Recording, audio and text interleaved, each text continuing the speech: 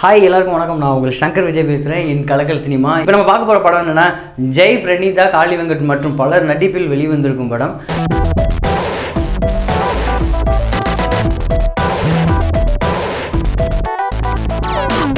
இந்த படத்தோட கதை என்னென்னா, 4 ஃப்ரெண்ட்ஸ், க்ளோஸ் ஃப்ரெண்ட்ஸ் இருக்காங்க. அதில் ஒருத்தர் மட்டும் எல்லாத்துக்குமே அசால்ட்டாக இருக்காரு. அவர் லவ் ஃபெயிலியர் ஆயிடுது. அந்த இடத்துல வந்து மீத 3 ஃப்ரெண்ட்ஸ் அவங்க வேலையை பார்த்துட்டு அவங்க வேலையில் பிஸியாக இருக்காங்க. இவர் மட்டும் செத்துருவேன் அப்படின்னு சொல்லி மனசு உடஞ்சி ஒரு ரூமில் இருந்து ஃபீல் பண்ணுறாரு. அவங்களுக்கு கால் பண்ணுறாரு. அவங்க வந்து அசால்ட்டாக எடுத்து முடிச்சு விட்றாங்க. இது வேணாம் அப்படின்னு சொன்னோன்னே இவர் ரொம்பவே ஃபீல் பண்ணி என்ன ஆனார், அதுக்கப்புறம் விஷம் குடிச்சு செத்தாரா, அவங்க எல்லாரும் வந்து இவங்களை காப்பாற்றினாங்களா, அவங்களுக்கும் பல பிரச்சனைகள்லாம் இருக்குது. அதையும் தாண்டி இவங்க லவ் என்னாச்சு, ஏன் பிரிஞ்சிச்சு அப்படிங்கிற ஒரு கதையை சொல்லியிருக்க படம் தாங்க இந்த எனக்கு வாய்த்த அடிமைகள்.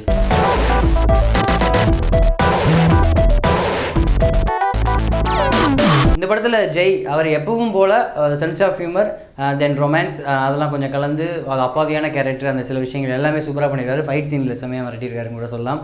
ஒரு காமெடி கலந்த படத்தில் மறுபடியும் அவர் ஸ்ட்ராங்காகவே ஒரு முத்திரை பதிச்சிருக்காங்க கூட சொல்லலாம். இந்த படத்தில் ஹீரோயின் பிரணீத் அவங்கள பற்றி சொல்லணும்னா கண்டிப்பாக க்யூட் ஹீரோயின், அது மட்டும் இல்லாமல் அழகாக வந்திருக்காங்க. ஆனால் அவங்களோட கேரக்டர் வந்து ஹீரோயினாக இருந்தாலும் இதில் ஒரு நெகட்டிவ் ரோல்னு சொல்ல முடியாது. அந்த ரோல் இவங்க எப்படி தான் ஒத்துக்கிட்டாங்கன்னு தெரில. ஏன்னா அந்தளவுக்கு ஒரு ஹீரோயின்கே இல்லாத ஒரு ரோல் கொடுத்துருக்காங்கன்னு கூட சொல்லலாம். அவங்க வேலையை அவங்க சூப்பராக பண்ணிட்டு போயிருக்காங்க. அதுக்கப்புறம் தம்பிராமையா சார் இதில் வந்து கண்டிப்பாக சொல்லணும். அவர் ஓப்பனிங்கில் அவரோட சீன்ஸ் எல்லாமே சூப்பராக இருக்கும். அவரும் ஜெயும் சேர்ந்து அடிக்கிற கமெண்டாக இருக்கணும். ஜெய்யை பார்த்து இவர் பயப்படுற விதமாக இருக்கும். அதெல்லாம் சூப்பராக அவர் அந்த இடத்துல வந்து கேரண்டி கண்டிப்பாக காமெடி கேரண்டி கொடுக்கலாம். அதுக்கப்புறம் வந்து மொட்டை ராஜேந்திரன், இவரை பற்றி சொல்லணும் தேவையே இல்லைங்க. இவரை பற்றி காமெடி தெரியும். இதில் வில்லனாக நடிச்சிருக்காரு. என்னடா வில்லன் நடிச்சிட்டாரு அப்படி யோசிச்சுட்டு இருக்கும்போது அவரை வந்து காமெடியாக ஃபைட் சீன்லாம் வச்சு செம்மையாக மிரட்டியிருப்பாங்க. அந்த ஒரு சீன் வந்து தேட்டரு குலுங்கி சிரிக்குதுன்னு கூட சொல்லலாம்.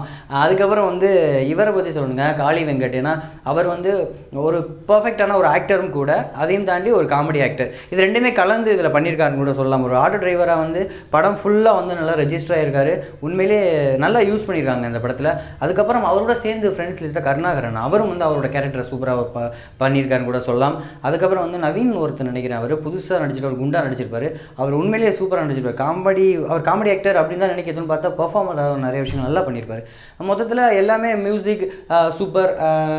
ஃபஸ்ட்டு சாங் வந்து இந்த ரொமான்ஸ் சாங் ஓகே நல்லாயிருக்கும். அதுக்கடுத்து வந்து இந்த மண்ணெண்ணெய் விளக்கெண்ணெய் நம்ம எல்லோரும் பார்த்துருப்போம், அந்த சாங் சூப்பராக இருந்துச்சு.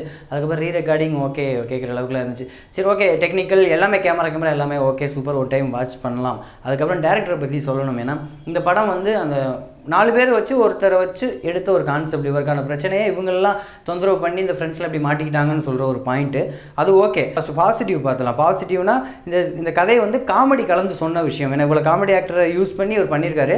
அதிலே சூப்பரான ஒரு விஷயம். கண்டிப்பாக சந்தானம் வந்து இடையில ஒரு சீன் வந்துட்டு போவார். அவர் நல்ல நியூஸ்லாம் சொல்லுவார். அது நல்லாயிருக்கும், காமெடியாகவே சொல்லிட்டு போயிடுவார்.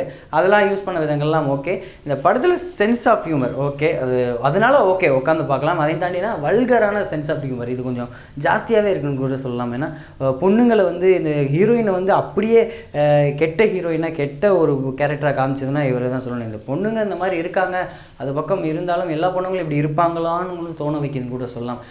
பொண்ணுங்களை இந்த மாதிரியான சித்தரிக்கிறத கொஞ்சம் கம்மி பண்ணால் நல்லாயிருக்கும்னு நினைக்கிறேன். அதுக்கப்புறம் வந்து வல்கரான காமெடி அது நிறைய இடத்துல ரொம்பவே வந்து சிரிக்க வைக்கிது. பேச்சுலர்ஸாக இல்லை அவங்கள போய் சிரிக்க வைக்கிது ஓகே. இருந்தாலும் டோட்டலாக வந்து ஒரு எல்லாரோட என்டர்டெயின்மெண்ட் மூவின்னு பார்த்தோம்னா கொஞ்சம் கம்மி தாங்க. அது ரொம்ப அவர் கொஞ்சம் இது பண்ணியிருக்கணும், அதை கொஞ்சம் கம்மி பண்ணியிருக்கணும். அது கம்மி பண்ணால் அவர் இந்த படத்தை கான்செப்ட் எடுத்துக்க முடியாது, அது வேறு விஷயம். அதுக்கப்புறம் வந்து ஃபஸ்ட் ஆஃப் ஃபுல்லாக அந்த எப்படின்னா அந்த இன்டர்வல் வர்ற வரையும் சார், நீங்கள் இன்டர்வல் வர வரையும் படம் காமெடி போகுது. அவர் ஜெய் வந்து உள்ளவே இருக்காது. 2-3 சீன் வர 3ஆவது சீனில் எரிச்சலாக இருக்காது.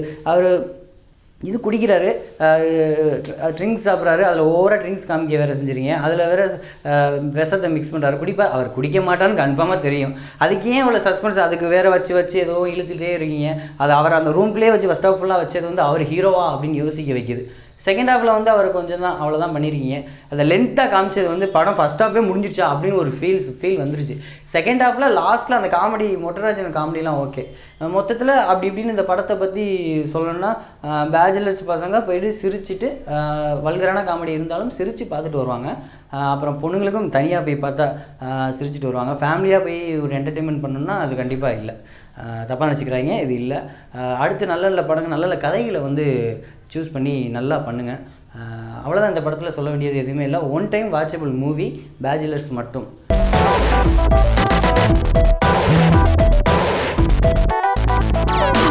இந்த படத்தோட ரிவ்யூ என்ன ரிவ்யூ பார்த்தீங்க, இந்த படத்தோட ரிவ்யூ ஆடியன்ஸோட ரிவ்யூ எப்படி இருக்குன்னு சொல்லி நீங்கள் பார்க்க போகிறீங்க. படம் சூப்பர், படம் சமைச்சு சூப்பர், நல்லா சூப்பர், நல்லா இருக்கும் படம் சவனம் சூப்பராக இருந்துச்சுண்ணா. நல்லா இருக்கு படம் சூப்பர் சூப்பர் சூப்பருங்க படம் சூப்பர்ண்ணா. ராஜேந்திரன் விஜய் சார்மார் கெத்து. என்னோட ரிவ்யூ மட்டும் இல்லாமல் தமிழ் சினிமாவில் சுட சுட நியூஸ் அதெல்லாம் நீங்கள் தெரிஞ்சுக்கிறேன்னா கண்டிப்பாக கலக்கல் சினிமாவை ஃபேஸ்புக், ட்விட்டர் எல்லாத்துலேயுமே நீங்கள் ஃபாலோ பண்ணலாங்க. யூடியூப்பில் கலக்கல் சினிமா டைப் பண்ணிங்கன்னா என்னோட வீடியோஸ், நம்மளோட ஹாட் நியூஸ் எல்லாமே வந்து உங்களுக்கு சூப்பராகவே காத்துக்கிட்டே இருக்குது. அதுவும் சுட சுட காத்துக்கிட்டே இருக்குது. அப்படியே ஃபேஸ்புக் வரும்போது சங்கர் விஜய்னு ஒருத்தன் தெரியும், அதான் நான் தான். அவனை அப்படியே ஃபாலோ பண்ணுங்கள். அதுவரை உங்களிடமிருந்து விடைபெறுவது உங்கள் சங்கர் விஜய்.